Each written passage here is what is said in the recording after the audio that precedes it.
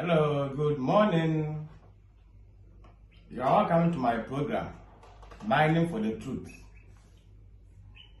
My name is Joseph Atta, speaking to you live from Ghana, West Africa. I am in Takoradi and recording from my room. Mining for the Truth refers to the process of digging to discover the undiluted doctrines of Christ. I attend Church of Christ. It has two purposes as follows. 1, to share the word. 2, to share the truth. Same teachings can be seen on my YouTube channel, Joseph Atta's Live Show. Please subscribe. I need 1,000 subscribers. Also follow my page on Facebook. I welcome all my viewers from all over the world: Australia, Nigeria, USA, Dubai, South Africa, India. I am here to add some countries to it. I mean, when I get more listeners, then the country or the countries will be added. But for now, I think I have 5: USA, Dubai, Australia, Nigeria, India, and South Africa. Okay, 6. And Ghana, of course, making 7. We keep on adding. I thank all those who have been supporting the program from when I began. You have been so supportive. I thank you so much for everything. May God replace whatever you have lost to help boost the program. I welcome you, Church of Christ, that is the campus church, Takoradi, Chicago. Brother Samuel Kobana, Brother Akunuminsa, Doris Odonko, Mrs. Atta. You are welcome. I love you and you love me too. What do I have for you today? We are going to continue our teachings on building Christian families. Building Christian families. Genesis 2 verse 8, verse 20b to 24. Then the topic is the role of the father, the mother, and the children. Ephesians 5 verse 21 to 25, 28, 31, and 33. Ephesians 6 verse 4, 1 Corinthians 11 verse 3. Last week, we looked at the 10 dangers that all parents must flee. The video is doing well. Thank you so much for viewing, or has done well. In fact, people are viewing, and I think by now I should have more than 100 viewers. I'm impressed. I'm quite impressed and surprised. I face fact in my teachings. So basically, people don't like the truth, and they don't want to hear the facts. But God is God. He's so wonderful that no matter how it is, people tend to listen. Brother Abu, my friend, we all sell laptops. He's my friend, so partner in crime. He's a Muslim. And I was so surprised when he called me on Sunday, and he told me that the gospel must reach afar, or must go beyond. A Muslim listening to biblical teachings. I'm not only him. I have different Muslims who listen to the program. Abiba, Ramatu, Ramat, a whole lot, both men and then women. Some from different churches, different denominations are listening to. And when I'm working in my school, people approach me. Oh, you have been doing so well. I didn't know that you are an evangelist. Normally, I hide my identity. But once you have my number, at least some of my pages will pop up when you switch on to your media. So it means that gradually I'm getting recognition. It is by the grace of God. I'm not doing this for my abilities. Everything given to me is by God's grace. So last week was the 10 dangers that all parents must flee. That was episode 4. And today is the last episode, episode 5. But before we go there, now we saw in Genesis I think 9 verse 20 to 25, that Noah, he planted a vineyard. So more or less, in this modern state in Ghana, we can say palm one tapper. So palm one tapper, who was tapping the wine in his own house, and at the end, he drank and he was asleep. Now the mistake here is that the father shouldn't have done so. I remember that my father was a palm one tapper. When I completed my education, junior high, we were sleeping in the bush and were tapping wine and burning charcoal. But my father never taught me how to drink. He himself never drank. With my own eyes. I never saw him drunk at the bush because we were at work. We were working. So if he was drunk, who was going to carry on this distillation method? So I never saw my father in the bush or when we were working drunk before. Never. Now, when we translate Noah's behavior to this day, normally, when people build houses, because of modernization, they build a small bar. We see it mostly in movies. They build a small bar. So the person will not go out, but the bar is inside. They have assorted drinks. Mostly, they're alcoholic. And if you have children in the home, you are teaching them how to drink, or you are inculcating this values to them that in future, when they also grow up and build their own house, they must also have a micro bar. So what Noah did was wrong. Now, having said that, we move on to today's episode. So today is episode 5. The 5 responsibilities of the children. The 5 responsibilities of the children. So episode 5 is the 5 responsibilities of the children. Now this is the final episode. So from here, we're going to end officially the teaching on building Christian families. The role of the father, the mother, and the children. So today we are on the children. Now children must, 1, obey their parents in the Lord. Ephesians 6 verse 1, and then Colossians 3 verse 2. Of course, I'm reading from my New King James Bible version. Ephesians 6 verse 1, and then Colossians, I think 3 verse 20.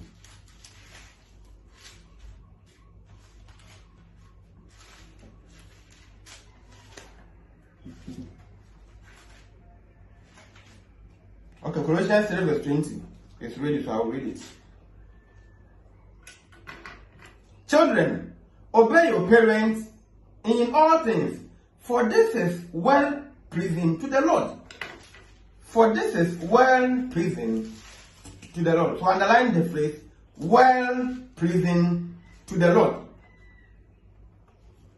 And then Ephesians 6 verse 1 also saying that, children, obey your parents in the Lord, for this is right.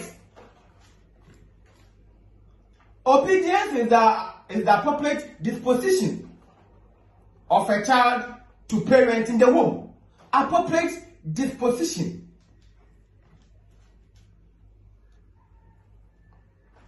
The Greek word for obey is hupaku. Hupaku. Depicting A, to hear under subordinates. That is, to listen attentively. Now, when you read Ephesians 6 verse 1 and Colossians 3 verse 20, the key word there is obey. And we are saying that children must obey their parents in the Lord. So obedience, once again, is the appropriate disposition of a child to parents. So it is more or less something that you give, you render. It is a service that the child must give to the parent. So that's why you say that disposition of a child to the parent in the home, from the child to, and it is a requisition from God. The Greek word for obey is hupaku. Depicting, I'll give you meanings. One, to hear and subordinate. That is to listen attentively. Do you obey your parents? Do you listen to them attentively? Or you are preoccupied? Do you listen to them having divided attention? They are talking to you or speaking with you, and you are also fidgeting with your phone. They are talking to you, and you are trying to be preoccupied. Someone is watching a TV, and so some parents, out of anger, will switch off the TV. They will smash the phone so that this child must listen. Why? Because it is your responsibility. That's why your mother is annoyed with you. She is talking to you, the father is talking to you, and you are also doing something else. You stop whatever you are doing, and then you pay heed to what she is saying. So he's saying that, or he's saying, listen attentively. 2, to heed or conform to a command or authority. Today we are on children. And mostly, even in our churches, you let me finish my point and then we'll go there. To heed means to pay attention. So we are still on our attention. To heed or conform to a command or authority. When you conform, it means to change. And it's a positive change. Do you obey your parents? Do you listen to their command? Are you willing to conform to what they are teaching you or you are being taught? The child must conform. You know nothing. You were born naked by your mother. No matter who you are, human being gave birth to you. They taught you how to walk, how to speak, how to clean your teeth, brush your teeth, how to bath. They taught you everything. But of course, when we are going, you can choose to learn different languages. But the parent must teach the child their first native language. It will be so hard for you to hear or see me speaking English with my children in the home. No. I won't do that. Native language first. I'm a fancy. So fancy in the home. But of course, to some point, we have to teach them. There is a cap. So basically the local name and then the English name. But I would prefer to speak with my children in the home using my native language. So the child is taught this native language. You know nothing. So before you grew, you saw that you could speak your parents' language. So you must conform to their command and authority. When they command you, you obey. When they say sleep, you sleep. Young boy, it is late. Switch off your phone or the TV and sleep. You must sleep. Simple. When they order you, you do it. Now, point 3. To be obedient means to be submissive. Children must submit to their children. So when their parents, when you pick the Greek word obey, being the hupaku. So 3 meanings are: 1, to hear and listen. 2, to heed. Then 3, to obey. That's all. It's very simple. Bible should not be read as a graphic or newspaper. That's why I'm saying that Bible without education is useless. If you didn't go to school, you can't even read a simple English. How can you transcend to learning the Greek and then the Hebrew origins? So me, I disagree that illiterate can learn the Bible successfully. No, I disagree. You need education before. Of course, in my own view. 2, do household chores. And before I come here, let me sign a caution to all parents, irresponsible parents who have been giving childish excuses that children nowadays have spoiled. So therefore, you can't control them. Some will even say that if your child obeys you, then it is by God's grace. You are completely irresponsible parents. It would have been better if you didn't give birth at all. Why can you prove this in the Bible? This is ignorance. Bible is saying that teach your child. So what do you mean by They are on their own. Who taught you that? Who taught you that children are on their own? Who taught you that? Which preacher, which pastor, which counselor taught you that? That children must be left alone to do what they want because we are living in a corrupt world. You are a liar. You are hereby informed that we have stubborn children in the first century than in this 21st century. I can give you more proof. Children were more stubborn than what we are seeing now. Yet, responsible parents, they train them in the direction of the Lord. You have no excuse. Now, two, do household chores. So, the children or the child must do household chores. Proverbs 14. 23. So this one I'm reading from the ESV version. Proverbs 14. Verse 23.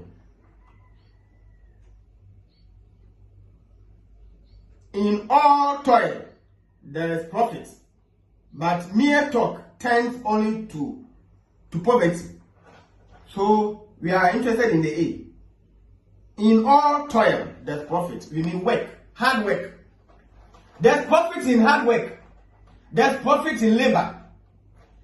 They must learn how to wash, how to cook, how to scrub, how to dust, how to bath, how to read. All these are some kind of labor work. You see, reading is not easy. I don't like a home or a house being tired and tidy. No. You must leave some portion, at least, to cultivate your crops and vegetables and others. And reading their work. Or even outside the fence. Even when you have tiled the whole yard, outside the fence must be readed with time. And this can be assigned to the children to do it. They must learn. You don't know where life will lead you to. I don't like talking. In fact, I am a stammer. I am a stammer. So I hate talking. I didn't know that I would teach in future. I never knew. And if not on Facebook or YouTube, you see me very quiet. At times, I'm annoying to my neighbors and friends. I find it so difficult to socialize. So precisely, I am unsociable because I don't like talking. You know I'm a stammer. So if you're a stammer, you struggle to talk. In fact, so therefore, I hate talking. In fact, I hate talking entirely. It is so difficult for you to see me conversing with friends. I don't even like friends. Because most are antichrist. And they are fond of profanities elsewhere. So I don't sit amidst sinners, people who have officially branded themselves as sinners. They don't want to change. There's no way I'll be with you. In some way, I don't like talking. But here I am, teaching the Bible. You don't know where life may lead you to. That's why you must learn all these things. Some homes have laborers and cooks to cook and serve them. You must let these children learn how to wash their own clothes. They must wash their own clothes. In fact, it is even disrespectful to call your house help to wash your children's clothes. There's no blessing in this. Must the young serve the old, or the old to serve the young? You must allow them to wash on their own. For cooking, maybe they are young, so with time they will learn.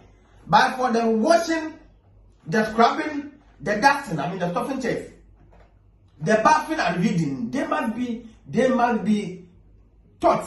Inculcate this to them. In school, sometimes you have to read. Ghanaian schools, you are given a whole orchestra to read. But once you are taught in the home, you know how to do this so easily among your colleagues. So household chores is very good. Hard work does not kill. Rather, it will reform, reshape. Now, point 3. Honor and respect the father and the mother.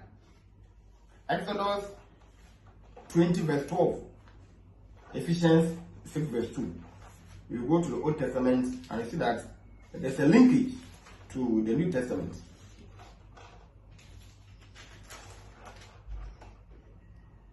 Honor your father and your mother, that your days may be long in the land that the Lord your God is giving you.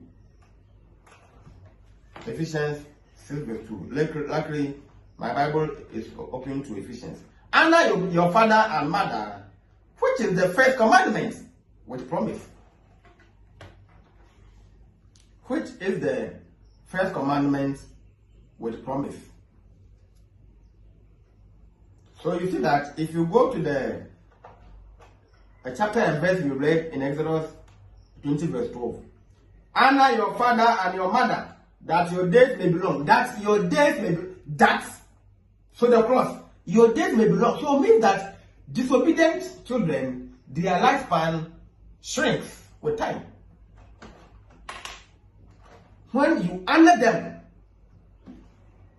when you honor your parents, then you are prolonging your own lifespan. Now, the lifespan of every human being is 70 years or 80 years. Psalm 90 verse 10, Psalm 89 verse 48. Our lifespan is 70 years. And even if you exceed the 70, you see that you suffer. By then you are weak. That's why I'm remembering my creator now, Ecclesiastes 12 verse 1. I am not sure I can teach all my life. I will die and go. Nothing lasts forever. But we're saying that when the child honors the parents, then he or she can prolong their lifespan. So this should send you a signal. Those who are dying young, maybe most of them are or can be equated to disobedience. Children must revere their parents. Revere. To show devoted differential. To show devoted differential honor. To regard as worthy of honor. I'm trying to explain the word revere. Children must revere their parents. Reverence, revere. Can you imagine? Christians are to revere God when we are worshiping. We give, you see, in worshiping, God is the center. So we don't do things that we want, we think. But we do as the Bible says, Ephesians 5 verse 17. Therefore, do not be foolish, but understand what the will of the Lord. The will of the Lord is to do things right. Doing things right in worship is the real worship. Don't do things that you want. So to revere means to show devoted differential honor. Differential honor. They are to speak respectively to their parents. Respectively. Children must respect their children when they are speaking. So children who don't respect are seen in their attitude. See the way they throw their hands elsewhere as they speak to their parents. They are to listen to their parents when they are spoken to by facing the right direction with an open and receptive posture. When your parents are talking to you, then you must face them. At least it's a means of respect. You should even be able to establish eye contact. They are to listen to their parents when they are spoken to by facing the right direction. For example, I'm talking to you in this manner and then you're also facing them. What is the meaning of that? At least you look into my eyes. Because I may use some gestures or gestures. So trying to establish eye contact. This is the same to a student who is in school. You must always establish eye contact with the teacher or lecturer at all times in class. This is the basic rule in classroom. So me, if I'm teaching and I see you that you are watching as well, then I assign you punishment. You are not serious. The board is behind me. So to look into the board means to look at me. And I use more gestures to teach. And in the exam, sometimes you can even recall one gesture to answer a question. So I hate it when I'm teaching students and they are watching it. Then come and kneel down. Your mind is elsewhere. Your eyes must always be on the board. And when your eyes are on the board, you see that you're going to see the teacher. So you see that as a teacher, more eyes or in the classroom, all the students are eyeing you. So if you are shy, you can't teach. If you are shy, you can't teach. And don't teach with your head down. You must always face the student because they want to communicate. You are communicating with human beings, so they want a facial expression. Anyway, that's that. So also to the children, with an open and receptive posture, you have to prove that you are listening to it. Your posture will count that, hey, the child is listening to us or not. And receptive, make sure you are diagnosing what they are telling you. Make sure you are receiving. When you diagnose what they are telling you, it's when you can ask for, oh please, mom, you said this. It means what? But if you are not listening, if you are not listening to what they are saying, how can you diagnose the information and then ask questions? So diagnosing is very vital. They are not to speak ill publicly of their parents or to publicly disagree with their parents. Yes, you don't go out there. In fact, the family is so secretive. You don't allow anyone in.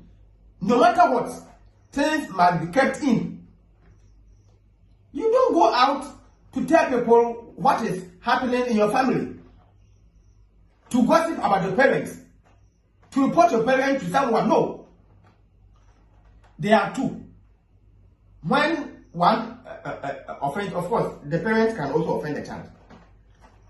The mother can offend the child. The father too can also offend the child, of course. When you offend your child, you apologize. You are human beings, and they are learning from you that you are humble.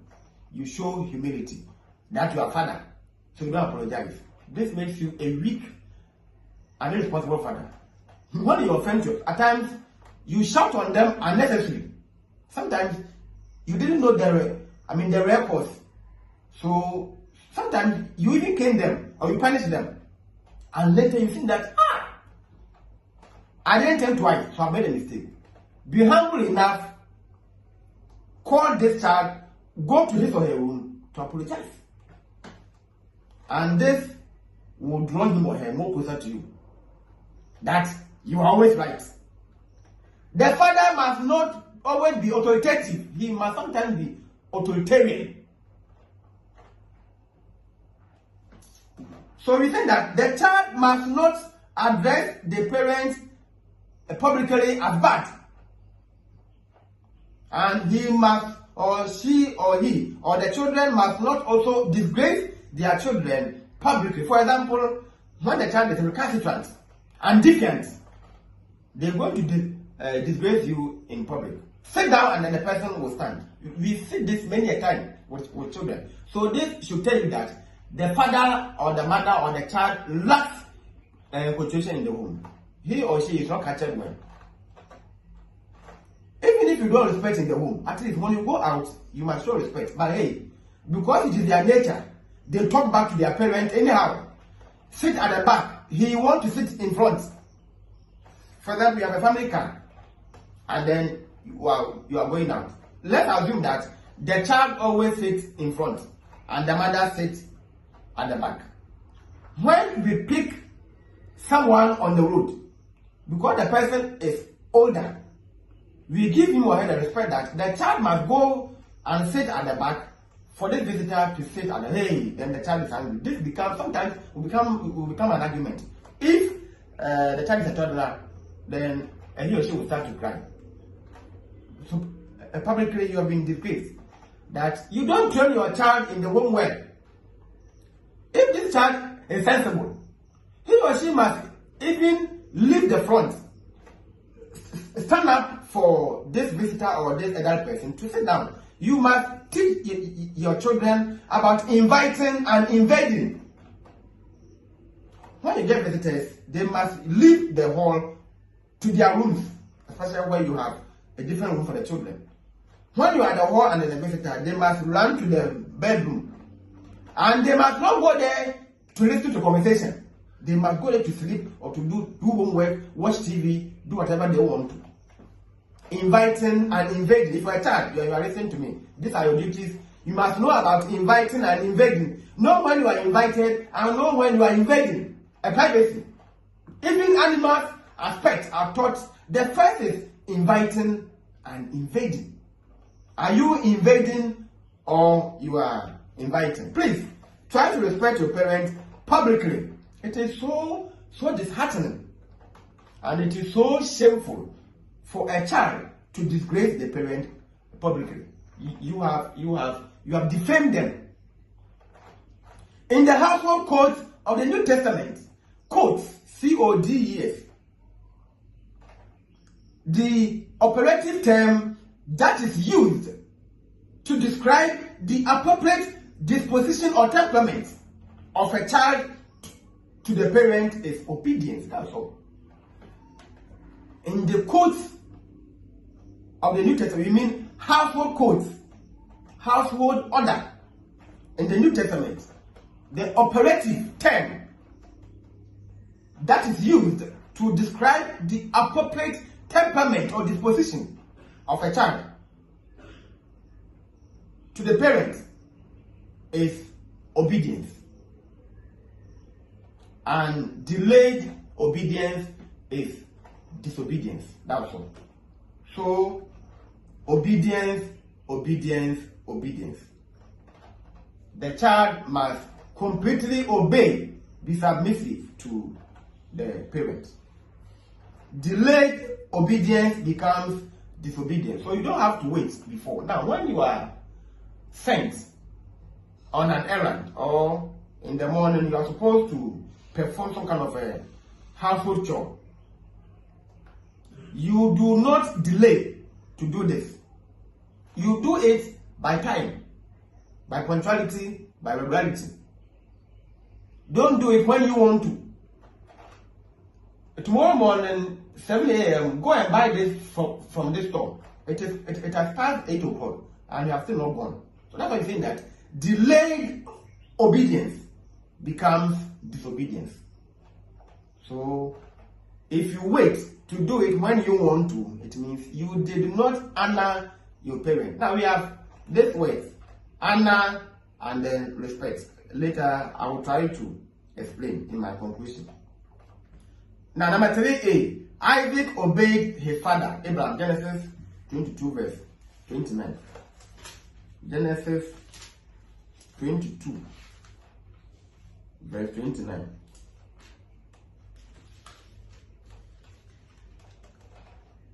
Sorry, 22 verse 9.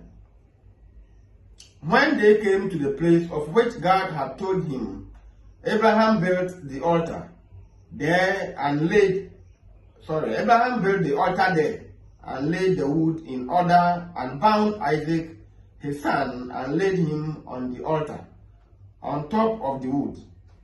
So Isaac obeyed his father Abraham. Now here, Isaac was a teenager and Abraham was old. You are hereby informed that Abraham was about 90 years when Isaac was born. Now the name Isaac means laughter, that's all. Sarah and Abraham were old. They were that old when Isaac came into their life. So the name Isaac means laughter, of course, in the Bible. Now, God told Abraham to sacrifice his only son Isaac, and you are hereby informed that they waited long, even after the angel had appeared to them before Isaac was born. And now God is testing the faith of Abraham that he must go and sacrifice Isaac. Now, if Isaac was not obedient to the father, do you think that he would have been that submissive to allow the father to bind him? To some point, Isaac even asked the father, what are you going to use for this sacrifice? And of course, Abraham said, God will provide. So, Isaac was a teenager, and his strength was not equal to his father's. It was by obedience. That's why Isaac, he kept quiet. It was because of honor, because of respect. Now, We have honor and respect. I said I will explain in the conclusion, but I will explain it here. Now, when we say respect, when we say that a child respects the parents, a child who respects the parents will always obey the parents when they are there. So, John, we are traveling, so don't watch TV, don't do this, don't go out. When you go to school, return to the house on time. The child will do it when the parents are there. When they travel, he or she becomes the owner of the house. He or she does whatever he or she wants. This is respect. That is, to be a hypocrite and pretend that you do what they want to do. Now, honor is when even the parents have traveled and the child still obeys what he had been commanded to do. There is no disobedience to the rules in the home. He does things decently and orderly. When he is asked to sleep at 8, by 8 he is asleep. When he was told not to on the TV, he will never on it. So this is honor. So honor supersedes respect. Alright, so I suppose you understand. I'm saying that Isaac honored and respected the father Abraham. So he was submissive, he was bound to be sacrificed for God. B. Jesus obeyed God and did the will of his father even on the cross. Colossians 2 verse 8. Let's see something there. Colossians 2 verse 8. Beware lest anyone... No.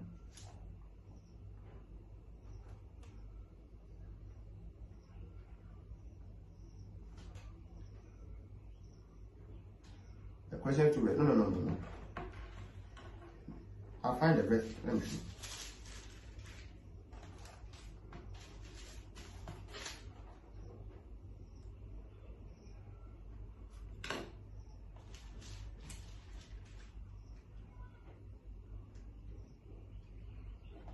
Now we are making reference to when Jesus Christ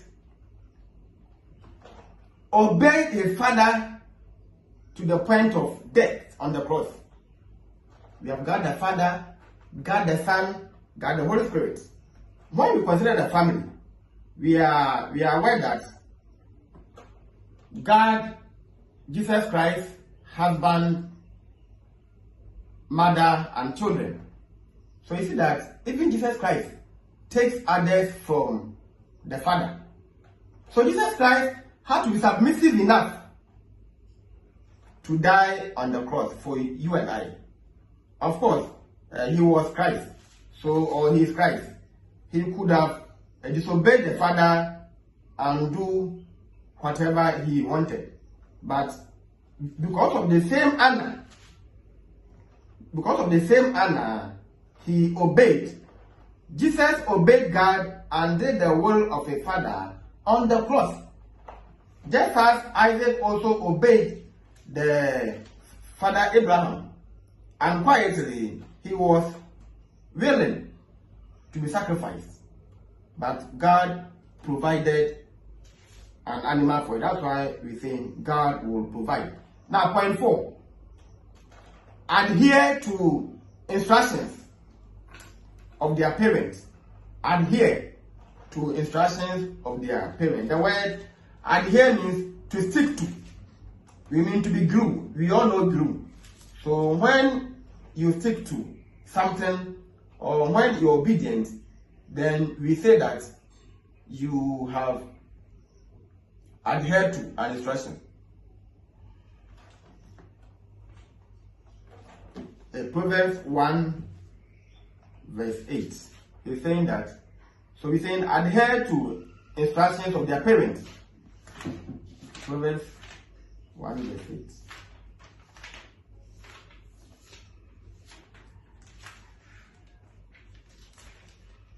Proverbs 1 verse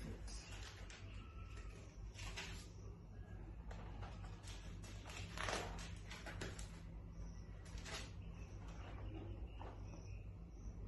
Hear, my son, your father's instruction, and forsake not your mother's teaching. Hear, my son, hear, my son, your father's instruction, and forsake not your mother's teaching. You see? Parents get wiser and wiser the older they get. A wise child will realize that he has much to learn from the counsel of his parents. A wise child. Mostly, children have been saying ill things to their parents. For example, they'll tell the mother that she talks too much because of menopause. And this is the high form of disrespect. If you're not doing something wrong, your mom will not be talking or not be complaining. So when you stop what you're doing, she stops talking as well. And you are hereby informing her that she's aging. Is she not aware that she's aging? Are you the one to tell her, to educate her, to teach her that she's going, that my mom, you are, nowadays, you talk plenty because of menopause. I feel to be an insult. In fact, gross insolence and impudence. As they grow, the wiser they get. You see, the whole life is about experience and exposure. It's not about your age, but it's about real life experience. People who have real life experience are experienced. You are young. What you are going to do, or what you are going to, they are done with theirs. So basically, because they gave birth to you, it is ideal to obey them and to listen to what they will tell you. So we think that a wise child will realize that he has much to learn from the counsel of his parents. Indeed, there is safety within counselors. There is safety within counselors. Proverbs 11, verse 14a.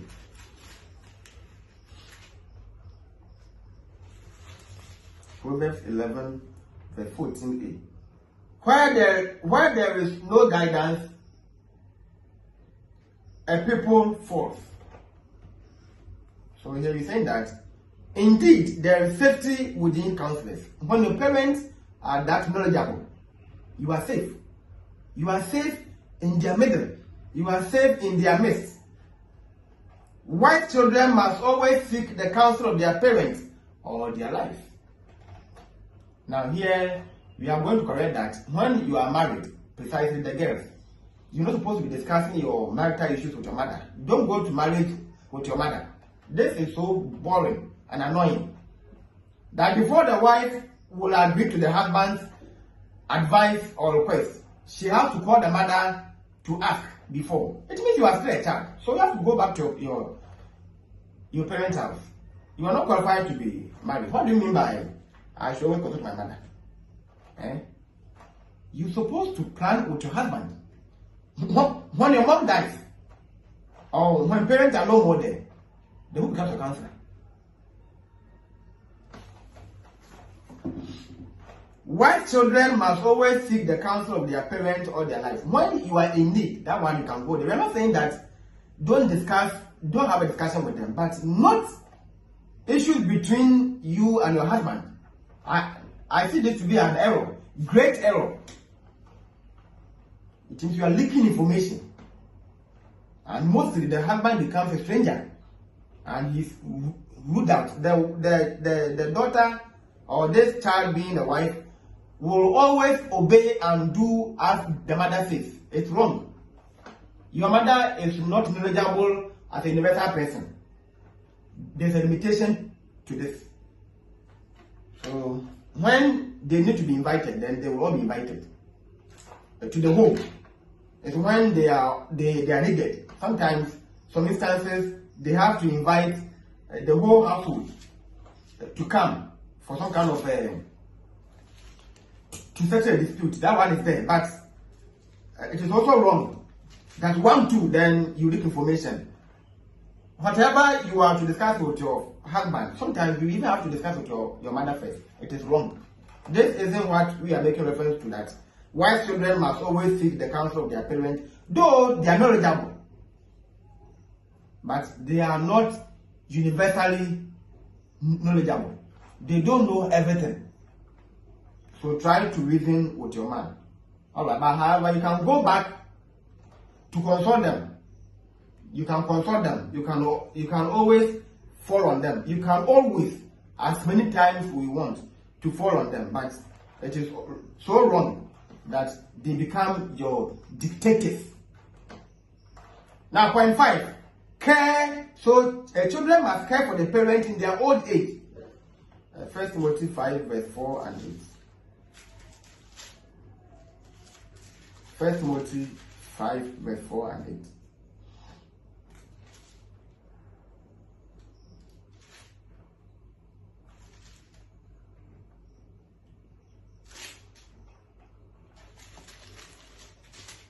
Okay.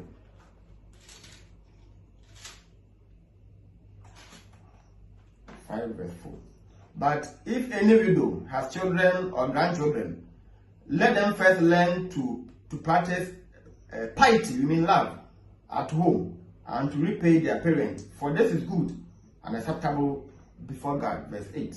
But if anyone does not provide for his own, and especially for those of his own household, he has denied the faith and is worse than an unbeliever. We are making reference to not caring for your own, but rather you go out to offer some help.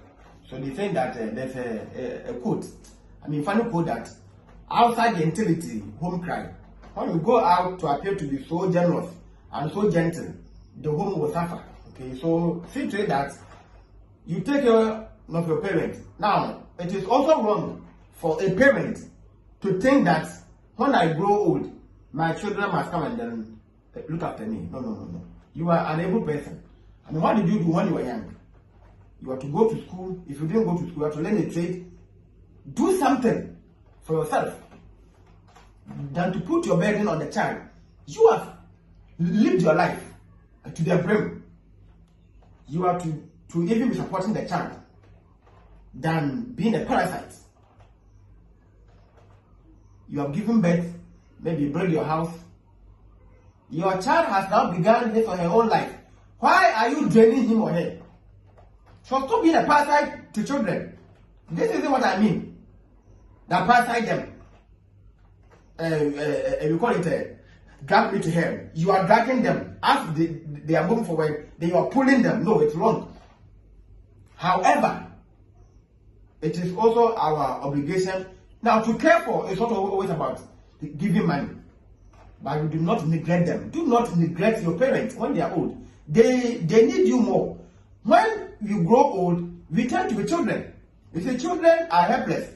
They are dependent on their parents. Even if they want to stand, they hold you to stand. Everything, they hold you. They hold and hold and hold you until they can now walk and run on their own. And still, they run back to you for food and shelter, for advice. You are going to back them to teach them. So also, when you grow old, you become the same as the child.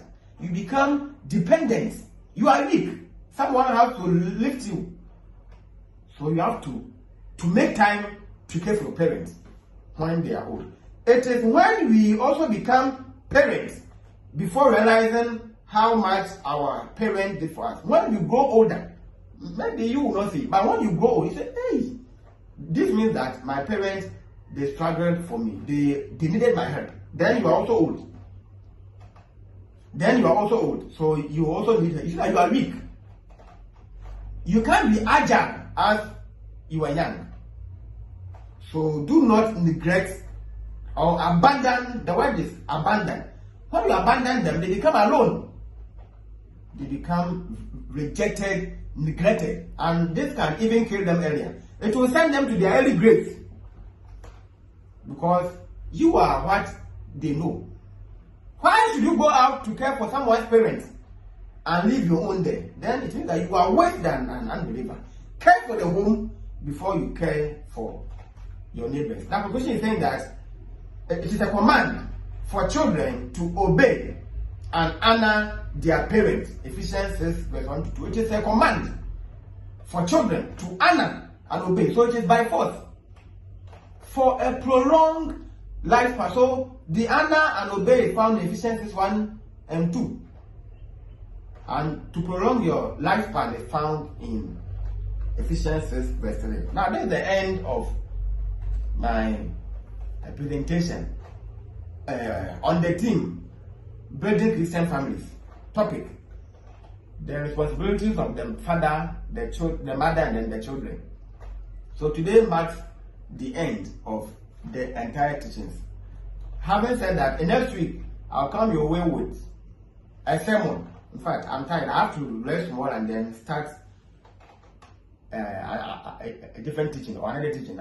I'm going to start another series teaching, which is in episodes. So at least I need some time to rest as I prepare towards it. So next week is sermon, and title is Irresponsible Liability. Irresponsible Liability. Having said that, my name is Joseph Fata, and see you next time. Bye bye.